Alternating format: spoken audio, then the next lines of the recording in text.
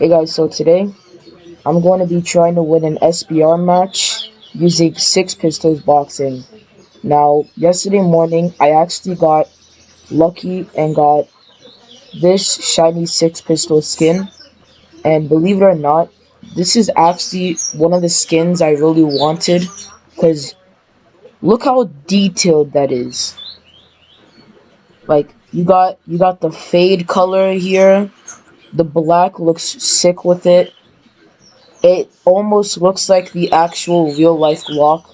Like it's such a really good skin for a simple gun.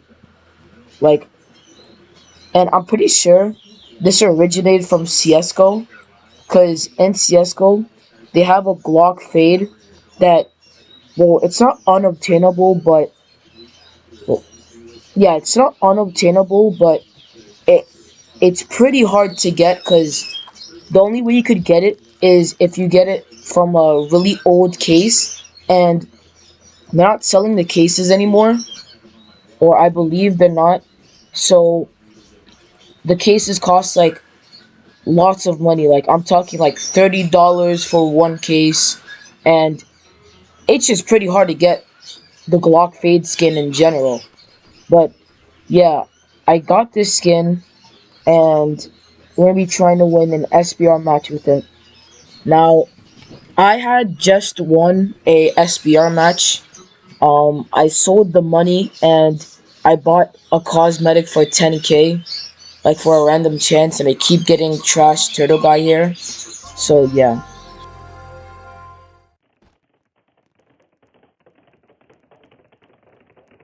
Now, while we're gonna be doing the SBR, I'm gonna be giving you guys tips while I play the match. Now, here's tip number one. Whenever you get into, hold on, let me talk this.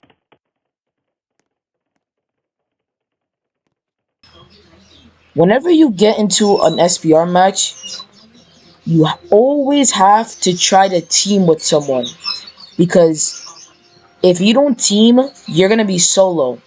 And what a lot of people do is they either create teams or join teams, because an SBR is more of like a battle royale type game mode. So if you're in a team, people could help you out in team fights, and they could basically help you get to the end. That's the whole point of a team, to help you out.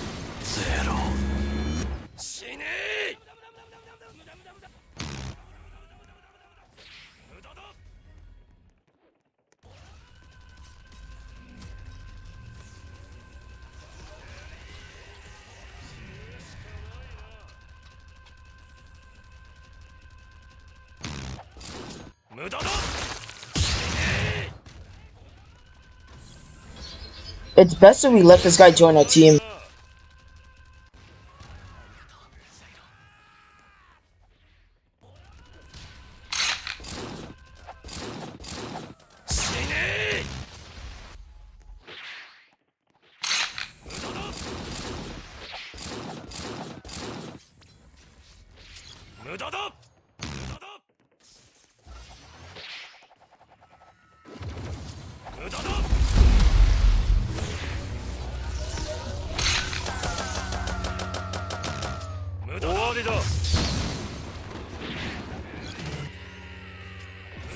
Just wasted my improved dash.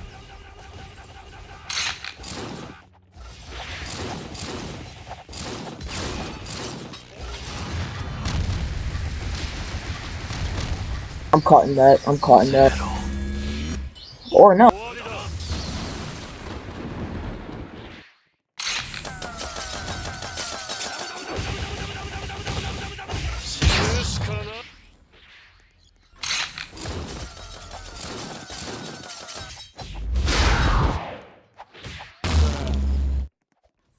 Jesus, that guy got ganged up on. Holy, I feel bad.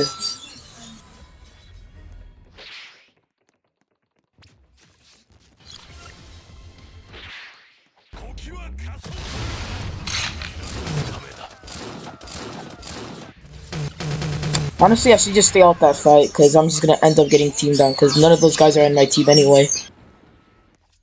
Just let them fight it out, and I'm just gonna catch up with my team.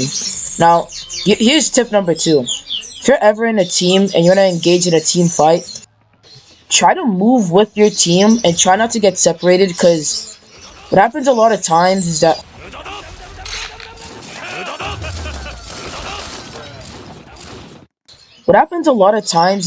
if you rush someone, if you rush a team and they start attacking you, sometimes your team abandons you.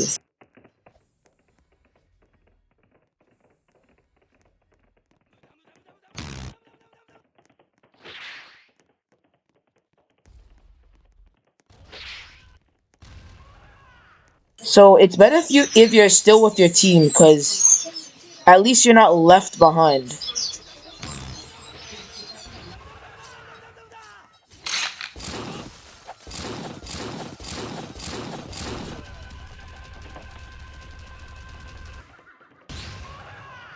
Gosh, six pistols is so busted.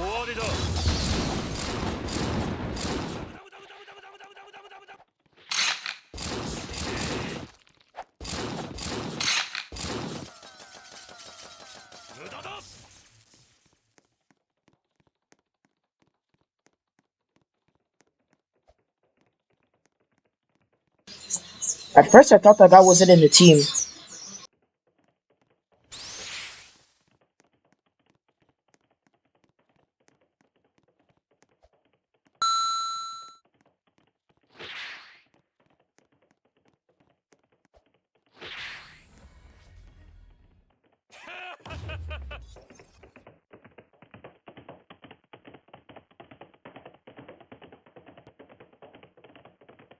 Wait, he isn't in the team.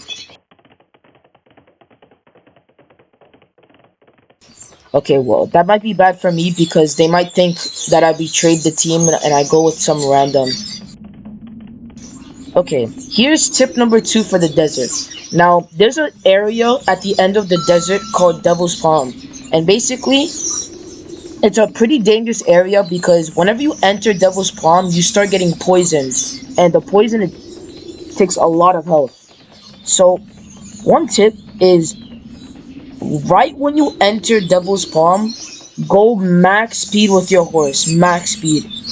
So that you could get to the other side of Devil's Palm.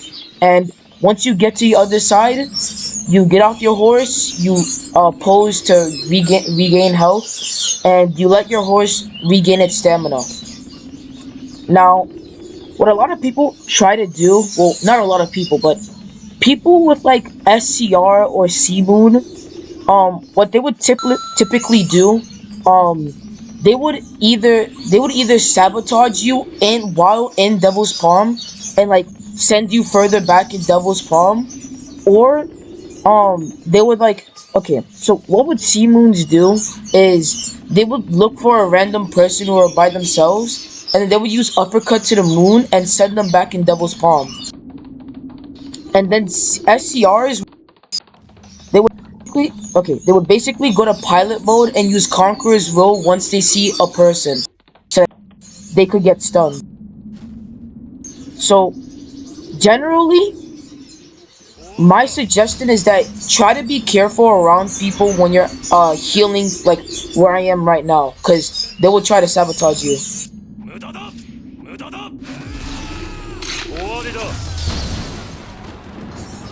Yeah.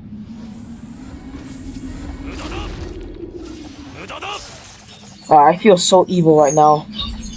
I promised that guy I was gonna be his teammate, and then I ended up betraying him.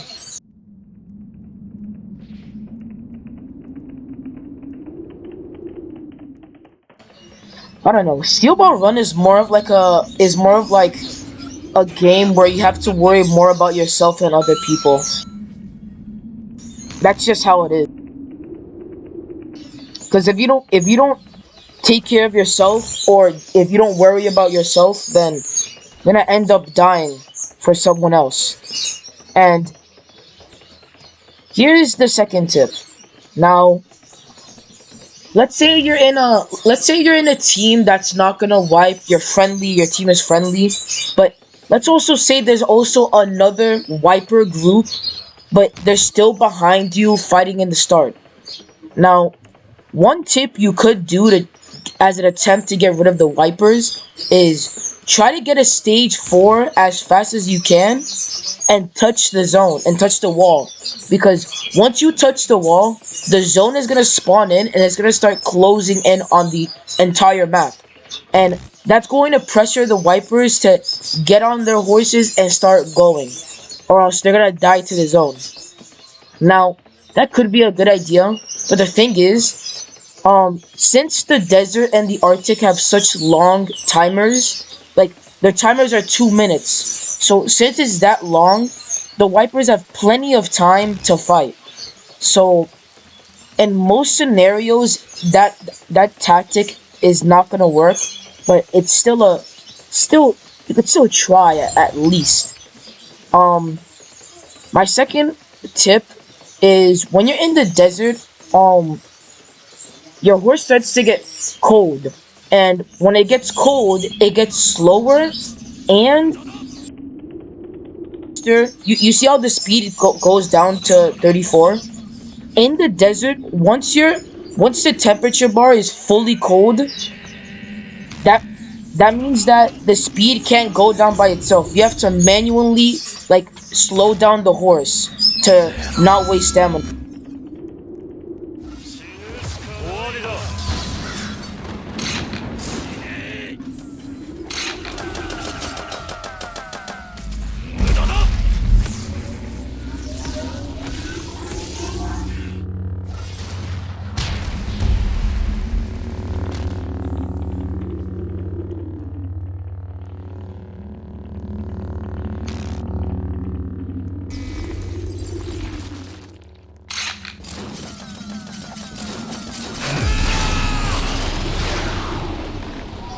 Jesus, that was so awkward.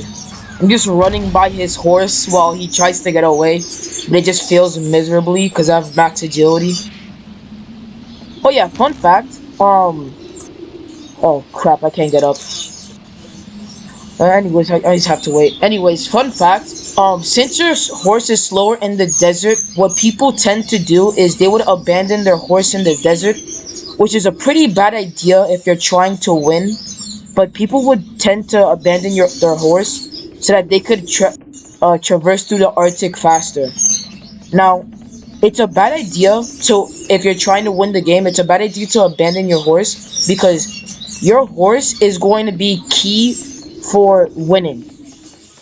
And I'll get to that once I reach the stage 4. Now, another tip you could do, let's say you're in a pretty bad situation, like your whole team got wiped and you and some other person managed to survive, and the rest of the other people who are in the game, they're all in one team and they're against you. Now, if you're in that situation, there's actually a place in the Arctic, like, okay, for example, you see that, right? There's a place in the Arctic where you could actually jump, like, on a rock, like, okay, this is what I'm talking about. So you could jump on here and then go on the mountains. And what people would do is they would stay on the mountains, and just saying, only do this if there's less than 7 people or there's 7 people left. Okay? Because if there's more than 7 people, the zone is gonna stay and it's gonna kill you. So only do this if there's less than 7 people. Now, what people tend to do is once they enter the stage 4 territory, they would stay on the mountain until the zone comes, and since there's already 7 people, let's say there's already 7 people left, right? The zone would automatically go away once it closed in, which means um you basically have a chance to win now. Now, what people technically do is they would wait until the wall almost opens up. They would get on their horse and they would go down the mountain and start going full speed. And now since we're here, you see this, you guys see this bridge, right? Well, of course you do. But the reason why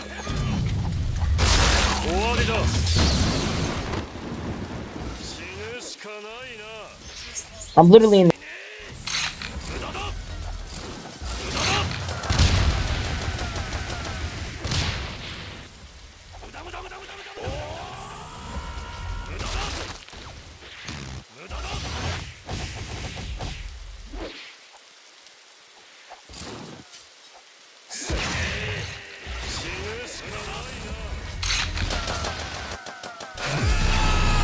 Okay, well, I don't know what I'm doing.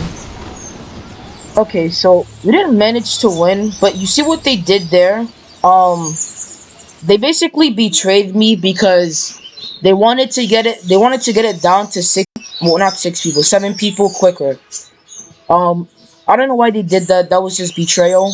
But what people tend to do is they would betray you and try to lie and say, "Oh, this guy's not on the team. I saw him with the other group." That's what people would normally do.